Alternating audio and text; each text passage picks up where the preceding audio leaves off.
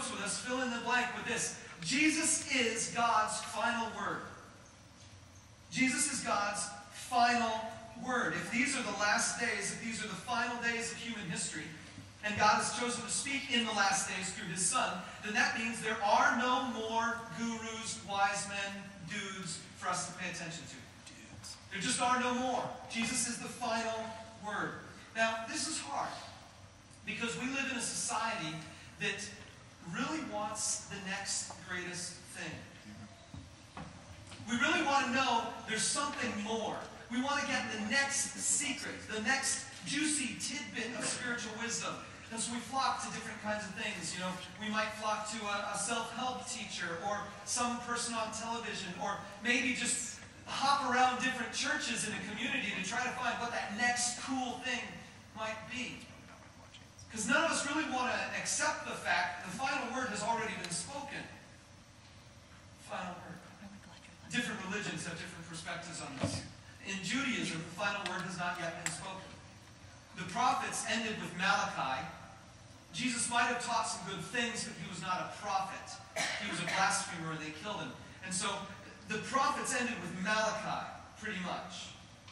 Malachi is 400 years before the birth of Christ, and so that means we're talking 2,400 years ago. They're still waiting for their Messiah to come. If he ever does come, the final word has not yet been spoken. In Islam, Jesus wasn't the final word. Apparently, Muhammad told everybody that he got the final word.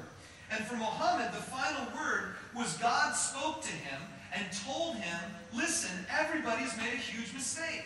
Jesus was a good guy, he was a prophet, but nobody's been paying attention to what he really said. They have changed the Old Testament. They've changed the New Testament. The stories about Jesus and the stories about the prophets are all wrong. I'm starting over with you. And so, according to Islam tradition, God dictated the Quran to Muhammad, and he wrote it down in Arabic exactly word for word the way God dictated it to him. So Muhammad is the final word. In Mormonism, Joseph Smith is kind of the final word. Because God apparently told Joseph Smith, listen, all the nations on the earth are doing religion things wrong. All the Christian traditions are wrong. All the churches are wrong. I'm starting over with you. And I've got these golden plates buried in New York. If you dig them up, I'll give you a way to translate them. You can read the story yourself somehow. But Joseph Smith then translated or wrote or whatever this book called the Book of Mormon. And he is the final word-ish. Because he raised up a couple prophets who followed him, and now the Mormon church today still says there's a prophet who's over the church, and he has the final word. And when that guy dies, the next guy's going to have the final word. And the final word just keeps coming. Even Catholicism is like that. The Bible isn't the final word. The final word is actually the interpretation of the Bible as done by the church. The church itself holds the final word. But this is what Hebrews tells us. It says that Jesus is the last one, the final one. In these last days, God has spoken to us by his Son. And don't be tempted by fads. Don't be tempted by prophets. Don't be tempted by gurus.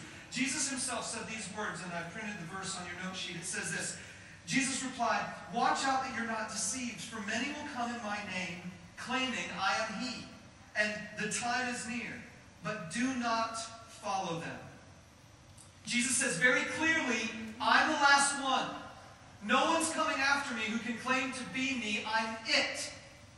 And the writer of Hebrews agrees. So here's the statement for you today. If you want to know the Word of God, you must know the Son of God. If you want to know the Word of God, you must know the Son of God. And this isn't some namby-pamby, easygoing, I know about Jesus. Yeah, he's the guy who was born in the manger and then lived a nice, happy life and then died on the cross and then rose again. That's not Jesus.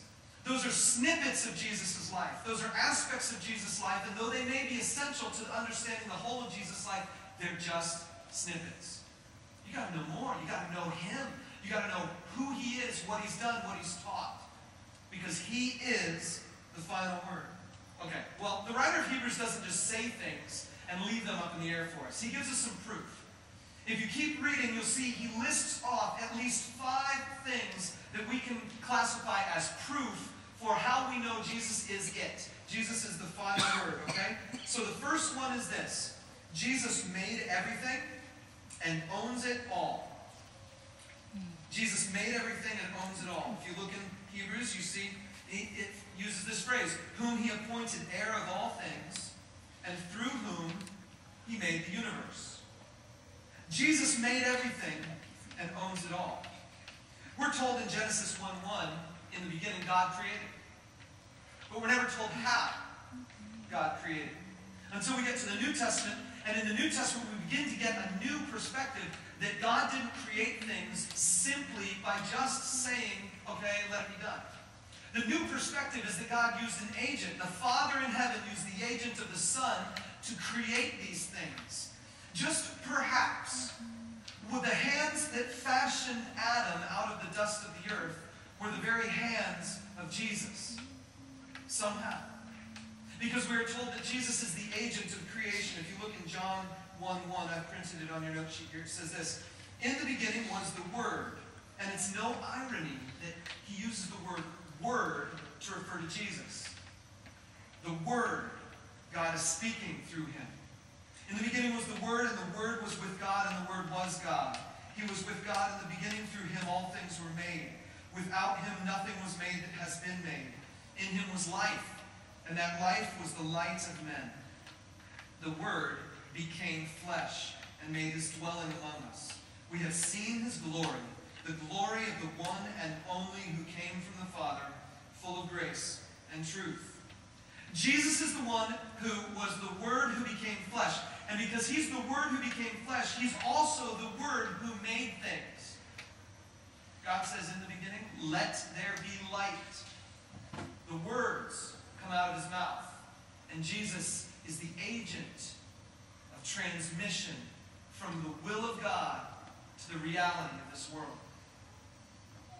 Jesus is the mediator for God's activity in this world.